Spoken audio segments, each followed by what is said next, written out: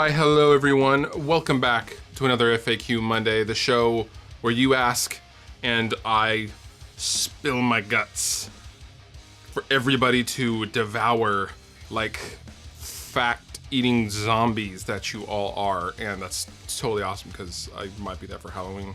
And I love The Walking Dead, and I'm so excited for the premiere this Sunday, which was yesterday by the time you watch this. Although that's tomorrow for me right now. What string gauges do you use for drop C on your Les Pauls? For the Les Pauls in drop C, I typically run these 11 through 56 clear tone heavy series strings. And it's important to note that the heavy series in the clear tone stuff are heavy chord strings, which means the core of the string, the solid part of the wound strings, is a larger diameter than normal. So I can get away with using technically what is numerically a lighter gauge than most. Normally, if it was a regular string, I would bump that up to probably much larger, but typically I run 11 through 56 drop C, and sometimes, depending on the guitar, some guitars are okay with it, some guitars are not. Sometimes I will put a 60 on the low E just to tighten it up a little bit. But some guitars, some of the Les Pauls I have don't really need it or require it, while a few, like the traditional, really likes a heavier gauge string on the lower. Have you ever played a Bad Cat amp? When I was asked this question and when I chose it, I was actually not even aware that Bad Cat was even around anymore. And lo and behold, they are. And the reason why I know about Bad Cat is because back in the day, a band called The Distillers with Brody, their singer, she used to play a Bad Cat Lynx, which I actually asked her about a few years ago on Twitter, and she told me what amp that was. And it was Bad Cat Lynx 50, and it was one of the most amazing amps I've ever seen. I was watching a bunch of live videos of like them at Reading Festival during the Drain the Blood touring cycle, and when I went and saw them Crooked Vultures a few years later, Josh Homme, her husband from Queens of the Stone Age, is obviously in them Crooked Vultures. He was playing that very same Bad Cat, and I was like, man, this is just an amazing sounding amp. And I didn't think they were around anymore, but apparently I am very wrong, and they are up and running and doing pretty well, it looks like. They take custom shop orders for amps, and I would love to try one. I have never tried one myself in person though. Although, if anyone from Bad Cat is watching, is it too much to ask how you have your drums panned? Love your videos, bro. No homo. This is an interesting subject because I'd never ever given panning much thought when I first started doing this whole recording thing. And upon reading several articles, you can do it, and of course you can do it, a gazillion different ways. But it has been done a million different ways as far as recording of drums, and especially in the realm of live sound. Now, I pan the drums as if you were playing the kit and you were behind the kit. So the higher tom would be on my left since I'm a right-handed player, and the hi-hat would be on my left, and the ride would be on my right, and the floor tom would be on my right, and the kick and snare would be center. And that's also how my buddy Nick Pierce from Unearth prefers his drums to be panned as well. So you basically get this kind of stereo when you do a tom fill, it kind of sweeps across the stereo field. However, in a live setting or a lot of live records, you will find that the drums are mixed how you are looking at them, which is the opposite of how I just described. Now, the interesting argument is, for example, when you're listening to In the Air Tonight by Phil Collins, who doesn't know that song, and you do the big drum solo, you go from left to right. Typically, even when you're miming the drums, do-do, do-do, do-do, do-do. You go from left to right? But a lot of people argue that, well, no, it should be the way you're looking at it, so it's not confusing with your visual and your audio senses. However, it's interesting to note that back in the day, and a lot of classic records, all of the drums, all of the cymbals, and all of the toms, everything were center panned because it's coming from a mono source. I mean, it's a single drum, so they thought, well, it's mono, so we'll just pan everything mono. And like, I think they had the overheads, far left and far right, but the actual individual drum tracks were all mono and straight up the center, which is odd. But if you really go back and listen to some of your favorite records, listen to how the drums are panned. It's probably not what you were expecting. How did you change out the pickups on your SGJ? Did you put Molex connectors on the new pickups, or did you not use the Gibson PCB? On Gibson guitars in recent years, they come with the pots loaded onto a PCB board, and they just load them in. So it's very modular, so there's no soldering or anything like that. It's all attached to a breadboard. For those of you who do not own a newer Gibson that has been made in the last few years, and the pickups are connected EMG style with a quick connect. And to answer your question, sir, no, if you disconnect the pickup as you would if you were replacing it, you can solder directly onto the terminals of the pots as you normally would with any guitar installation ever. That doesn't change, and it still goes to the appropriate places, and it works just fine. Pro tip, there you go.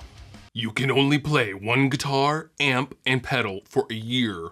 What would you choose? Is that any one of my amp, guitar, and pedals, or is that like any that's ever existed ever? Because those are two very different answers, sir. So for the sake of this question, I'm going to say I can play, I'm leaving for a year, and I can only take one of each of those things that I have right now in this room before I hit the road, to be fair. And if I had to do so, I would probably choose the dual rectifier, because it's like a comfy old pillow to me.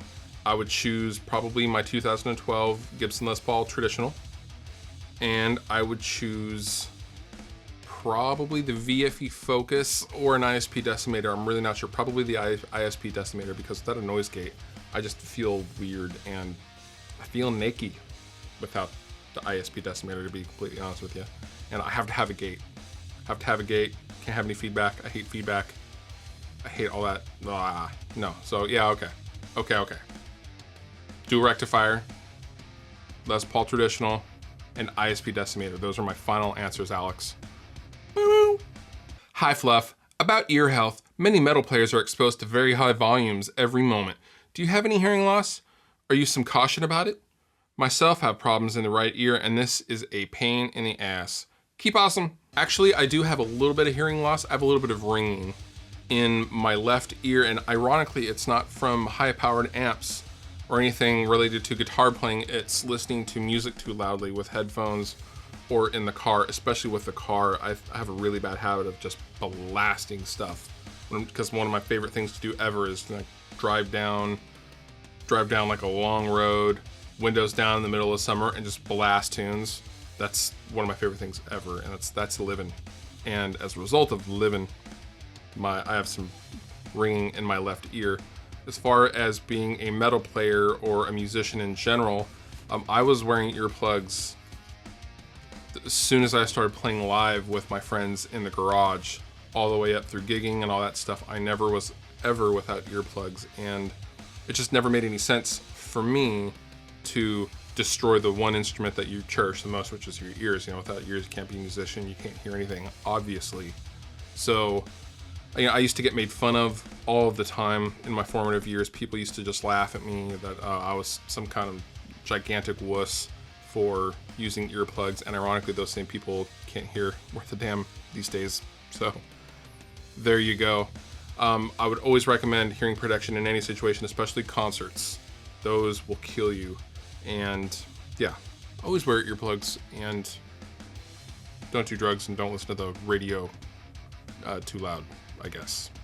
And that is it for the questions this week, fellas. And for the suggestion of the week, I actually have a question for you guys. I often get a lot of gear, and you guys don't see it for quite a while until the official demo video comes out. For example, you're probably wondering what that guy is right there, and that is a brand new Revolt Plexi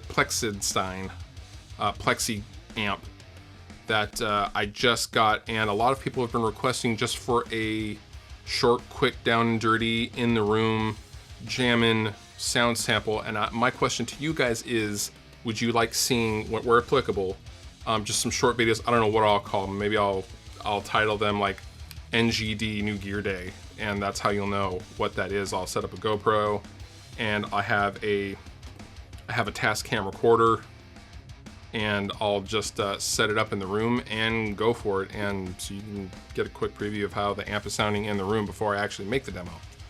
If that's cool, let me know in the comments below. If not, also let me know in the comments below. And once again, I am Fluff. If you have a question, leave those in the comments, or if you want to do it anonymously, go to my AskFM.com FM thing it's not .com. It's just .fm thing.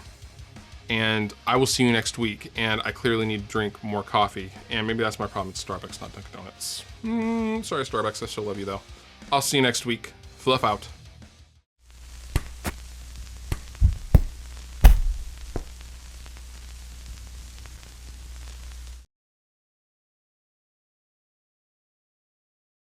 Checka, Mike, jigga, jigga, what? Jigga, jigga. Jigga who? Jigga what? Jigga who? I don't know the rest of it.